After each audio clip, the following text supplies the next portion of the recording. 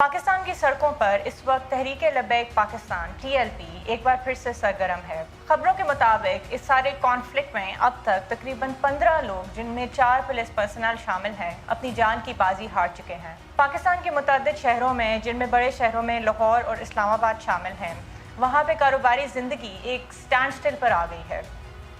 حکومت نے کسی بھی قسم کی ایکسٹریم سچویشن سے بچنے کے لیے پنجاب میں رینجرز تعینات کر لی ہے۔ اب سوال یہ ہے کہ TLP پروٹیسٹ کیوں کر رہی ہے، ان کی ان ڈیمونسٹریشن میں ایکٹیو ہونے کا کیا ریزن ہے اور ان کے کیا ایجنڈاز ہیں۔ ہمیشہ کی طرح اس دفعہ بھی TLP کے حکومت سے کچھ مطالبات ہیں جن میں مین ان کا جو اس وقت ایجنڈا ہے وہ یہ ہے کہ they are calling for the release of their leader Saad Rizvi who was arrested back in April 2021۔ اس کے علاوہ دوسرا مطالبہ ان کا یہ ہے کہ وہ فرینچ ایمبیسڈر کو چاہتے ہیں کہ اس کو ایکسپیل کر دیا جائے۔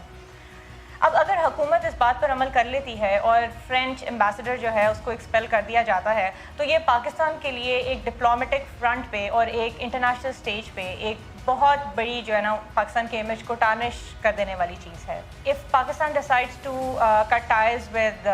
فرانس تو یہ فیٹف میں بھی جو ہے پاکستان کے اوپر کوئی بہت اچھا امپریشن جو ہے نہیں لے کر آئے گی۔ اب اگر TLP کی ہسٹری کی بات کی جائے تو TLP کی جو ایمرجنس ہے that happened back in 2016 when Mumtaz Qadri was executed. اس کے علاوہ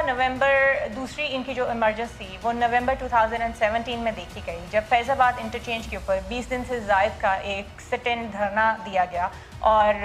that resulted in the resignation of then law minister. TLP کا وہ مطالبہ بھی ناموس رسالت سے ہی ریلیٹڈ تھا۔ اس کے بعد دوسری ان کی جو فور فرنٹ پہ TLP کو دیکھا گیا دیٹ واز بیک ان جولائی 2018 جب الیکشنز ہوئے اور PTI کی حکومت ہمارے سامنے آئی تو اس وقت یہ پتہ چلا کہ پنجاب کی طرف سے TLP تیسری بڑی جماعت بن کے ابھری ہے اور سندھ میں چھٹی بڑی جماعت کی جانب سے TLP ابھری ہے۔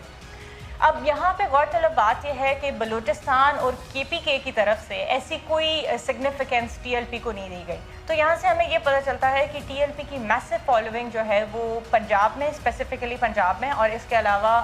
سندھ میں کراچی میں ہے۔ اس کے بعد ایک بار پھر TLP کی ایمرجنس دیکھی گئی that was back in September 2018 جب PTI کی حکومت نے فارملی چارج سنبھالا اور اس وقت کے جو فائنانس منسٹر اسد عمر تھے انہوں نے ڈاکٹر عاطف میاں اور ڈاکٹر عاصم خواجہ کو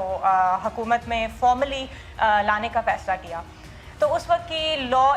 انفورسمنٹ ایجنسیز کی یہ سجیشن تھی کیونکہ دوبارہ سے TLP جو ہے ایک دھرنا دینا چاہ رہی تھی اور ایک شدید انہوں نے مذمت کا اظہار کیا تھا اس کے اوپر، تو اس وقت کی لاء انفورسمنٹ ایجنسیز کی یہ سجیشن تھی کہ حکومت سرنڈر کر دے اور حکومت نے سرنڈر کر دیا۔ اس کے بعد ایک بار دوبارہ سے لاء اینڈ آرڈر کی ایک بدترین اگزامپل ہم نے دیکھی ان اکتوبر 2018 جب آسیہ بی بی کو سپریم کورٹ نے ان کی سزا ختم کی اور یہ فیصلہ کیا کہ ان کو سیف گارڈ کرنے کے لیے اور پروٹیکٹ کرنے کے لیے ان کو پاکستان سے باہر موو کیا جائے گا۔ اس وقت ہم نے جو ہے لاء اینڈ آرڈر کی ایک بہت ہی بڑی سچویشن جو ہے نا وہ سامنے آ گئی۔ اس کے بعد نومبر 2020 میں جب فرانس میں رسول اللہ صلی اللہ علیہ وسلم کے حوالے سے کچھ کیریکیچر سامنے آئے اور وہاں پہ ان کو پبلش کیا گیا تو تب TLP کا شدید رد عمل سامنے ہوا اور ان کی یہی ڈیمانڈ تھی کہ فرینچ ایمبیسڈر کو ایکسپیل کیا جائے۔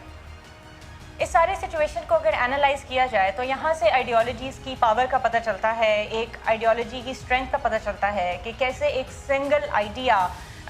بہت ہی جلدی جو ہے ایک پورے گروپ اور ایک فیکشن کے مائنڈ سیٹ کو ڈیفائن کرنا سٹارٹ کر دیتا ہے۔